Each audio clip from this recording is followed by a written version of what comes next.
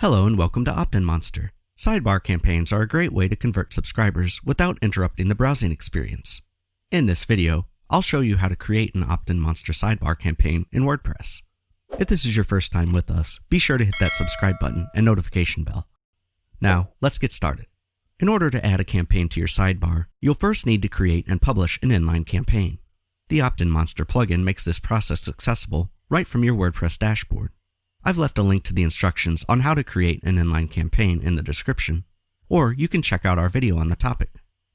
After you've created and published your inline campaign in OptinMonster, close the editor to return to the campaign output settings page in WordPress.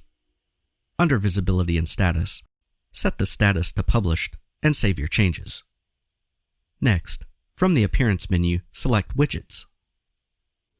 Find OptinMonster under the Available Widgets section and open the menu. Select Main Sidebar and then select Add Widget. In the Main Sidebar menu, finish configuring the OptinMonster widget by selecting the name of the inline campaign from the menu, save your changes, and select Done.